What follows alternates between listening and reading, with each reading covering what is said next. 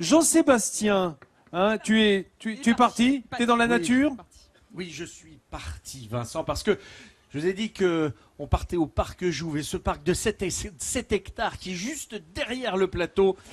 Et c'est un véritable voyage dans le temps. Inauguré en 1905 par le président Émile Loubet, il est inscrit depuis 1942 à l'inventaire des monuments naturels. On doit son nom à son généreux donateur qui a offert à la ville la somme nécessaire à l'achat du terrain, Monsieur Théodore Jouvet. Inscrit au label Jardin Remarquable depuis 2006, c'est le parc Jouvet qui est considéré comme un des plus beaux de la vallée du Rhône, faisant la joie des petits et des grands. Et on y chasse même le Pokémon. Tu fais honneur à Émile Loubet. Au parc Jouvet, lieu emblématique de Valence, Riyad et ses amis jouent à un jeu qui fait fureur en ce moment. Là, je suis quand on fait chercher des animaux virtuels. Si ces jeunes ont fait du parc leur nouveau terrain de jeu, pour Eric, la partie, elle, dure depuis plusieurs décennies.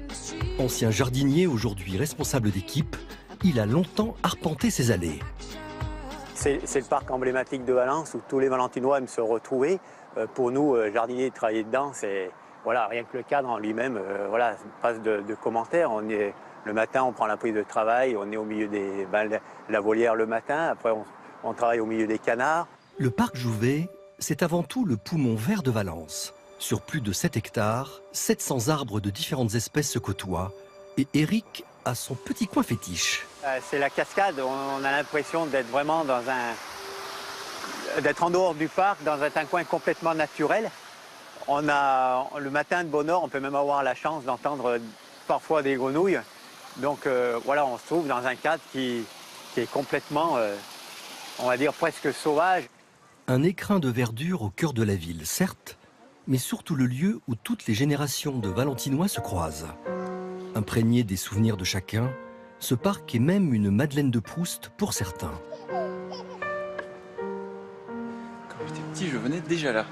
Bon, les jeux étaient différents, hein. C'était un peu plus métallique, un peu plus brut. Voilà.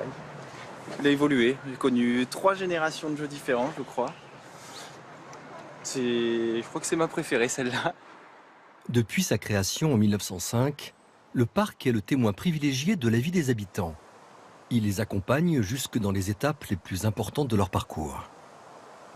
Je me suis marié à Valence et bien sûr les photos souvenirs du mariage, on vient les faire au parc Jouvet.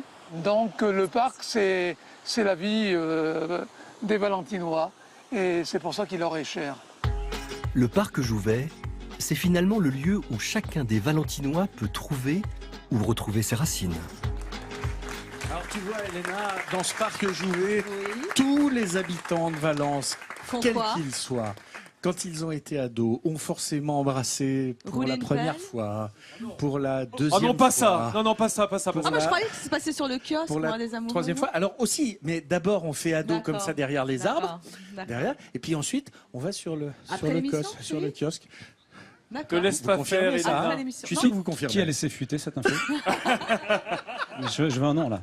Je crois que c'est Eric Boisset qui en connaît long sur l'histoire de Valence et des parcs.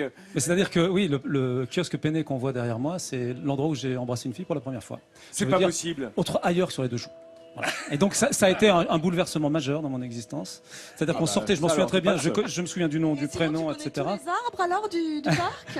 Ensuite, j'ai découvert les autres endroits où embrasser. Non mais là, ce qui s'est produit, c'est qu'on sortait du cinéma, on a fait un petit tour, elle m'a emmené vers ce kiosque, je ne savais pas trop où elle voulait en venir, elle s'est approchée très près, trop près.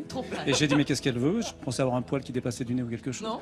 Et là, ses lèvres se sont collées sur les miennes. Ah, j'ai eu peur. Elle m'a dit tu trouves pas qu'on ressemble aux amoureux de Penney? Je lui ai dit mais absolument pas, j'ai pas de chapeau melon, etc. Bon, et puis et là j'ai senti une chose inédite, c'est-à-dire que ma lèvre a un peu comme fondu et je me suis senti merveilleusement bien.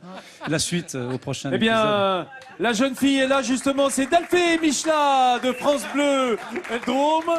Non, c'est pas ça? Non, Daphné, on la reçoit pour nous parler évidemment de Valence. Non, mais ça faisait vraiment... Elle est derrière le rideau, on le soulève, elle est là, justement.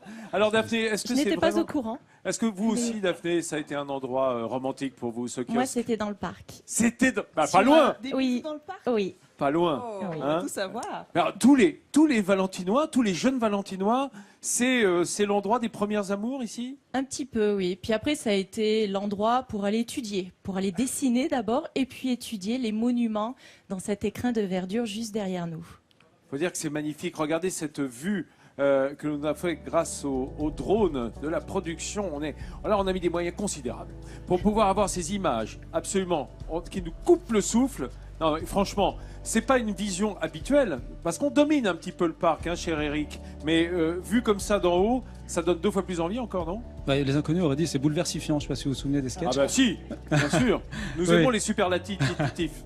Non, alors moi, cet angle me rappelle mes périples en skateboard, et notamment le moment où, dans ce parc, j'ai été intercepté par le garde municipal qui s'appelait Crespin, qui était un vétéran de l'armée, qui était borgne et qu'on appelait Polyphème en référence au cyclope de l'Odyssée, et qui nous terrifiait parce qu'il nous courait après, le skate étant interdit dans les allées.